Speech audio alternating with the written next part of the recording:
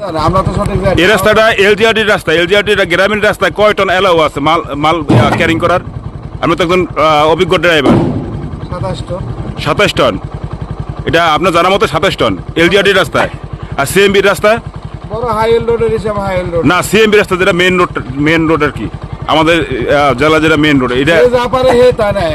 আমার এটা জানা না, 27 টন এটাই আমি জানি। 27 টন। আপনি এই যে ট্রাকে মাল আনছেন কয় টন? তাতে মনে করেন যে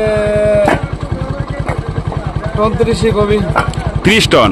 এটা আনছেন কয় হাজার? 12,000। 12,000 ইট 3 কেজি করে হইলে কয় টন হয়? 3 কেজি নাই, তাহলে কয় টন হয়? 40 টন। 2.5 ton, 2.5 KG. মানে মোট মাল কত রেখে আপনার? 12,000, 2.5 কেজি ওজন। কয় টন হবে মাল মোট?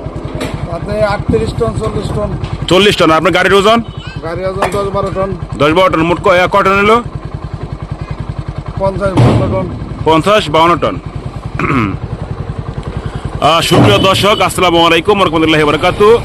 আমি এবিএম জিয়াউল হক টিটু আছি আপনাদের সাথে। আমি আছি জনদুর্ভোগ নিয়ে। রাস্তার আমাদের যে অবস্থা, সেই অবস্থা থেকে বাঁচার জন্য আমরা কিন্তু প্রতিনিয়ত চেষ্টা করি। জানেন যে শরীয়তপুরের কিন্তু বিভিন্ন যে রাস্তা আছে আমাদের নড়িয়াতে উপজেলা ভিত্তিক, সেই রাস্তাগুলো কিন্তু এলজিআরটির রাস্তা।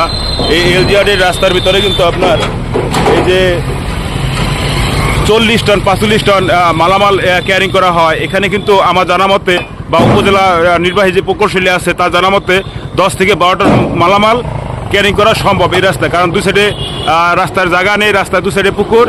এমতো অবস্থায় যদি 40-45 টন মাল ক্যারিং করা হয়, সেক্ষেত্রে রাস্তার অনেক ক্ষয়ক্ষতি হয়। এবং আমরা ইতিমধ্যে দেখেছি যে অনেক রাস্তায় ভেঙে গেছে শুধু এই বড় বড় গাড়িগুলা আসার কারণে।